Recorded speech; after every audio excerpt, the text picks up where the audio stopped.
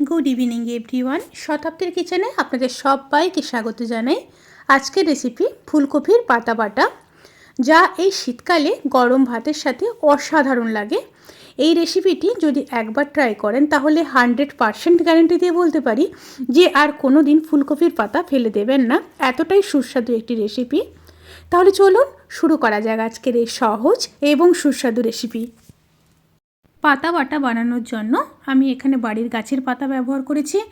আপনারা কিন্তু বাজার থেকে যে ফুলকপি কিনে নিয়ে আসেন, ফুলকপির মধ্যে যে পাতাগুলো থাকে সেই পাতা আপনারা ব্যবহার করতে পারেন। এবার পাতাগুলোকে ভালোভাবে ধুয়ে নেব, ধুয়ে তারপর কাটবো। প্রথমে প্যানের মধ্যে কিছুটা জল দিয়ে দেব।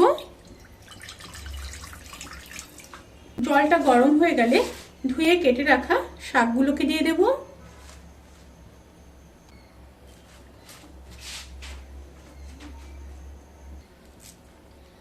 ফুলকপির পাতা যখন কাটবেন তখন কিন্তু এই ডাঁটাটা দেবেন না, শুধু পাতাগুলো নিয়ে নেবেন। ডাঁটা দিলে কিন্তু একদমই ভালো লাগবে না।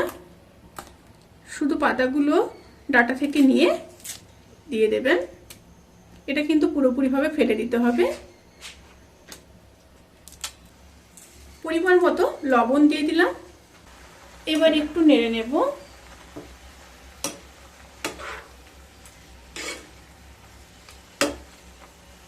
নেড়ে নিয়ে ঢাকা দিয়ে মিডিয়াম টু হাই স্টিমে পাতাগুলোকে সেদ্ধ করে নেব।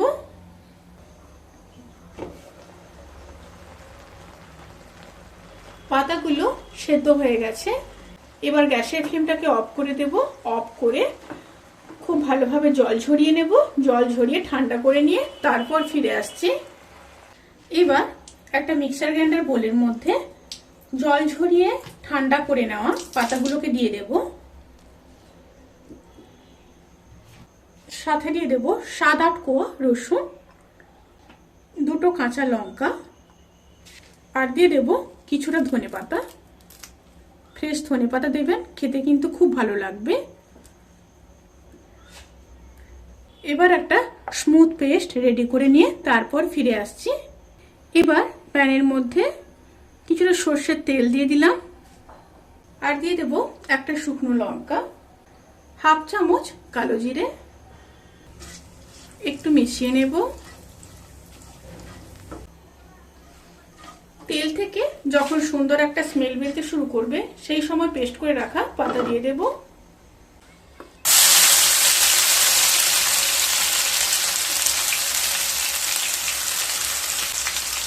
খুব ভালোভাবে মিশিয়ে নেব।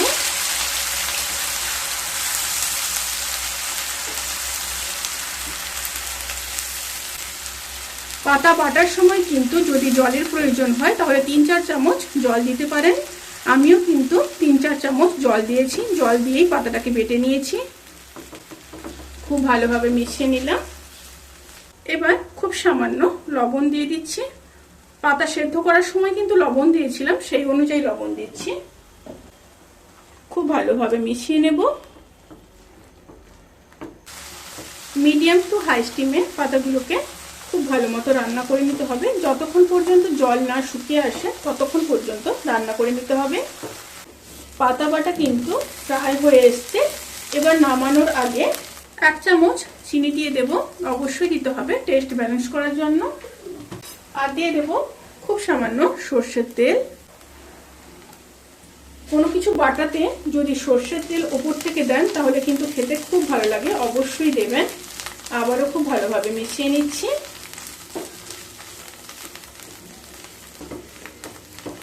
খুব ভালোভাবে মিশিয়ে নিয়েছি।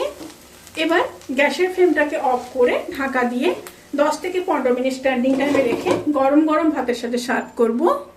রেসিপিটি কেমন লাগলো প্লিজ কমেন্ট করে জানাতে কিন্তু ভুলবেন না। যদি ভালো লেগে থাকে তাহলে সাবস্ক্রাইব করে পাশে থাকা বেল আইকন প্রেস করে নোটিফিকেশান অল করে রাখবেন। তাতে করে আমি যত রেসিপি দেব সমস্ত লিঙ্ক আপনাদের কাছে পৌঁছে যাবে। আপনারা সবাই ভালো থাকবেন, সুস্থ থাকবেন, সাবধানে থাকবেন। আজকের মতো এই পর্যন্ত। পরের ভিডিওর জন্য অপেক্ষা করুন। টাটা।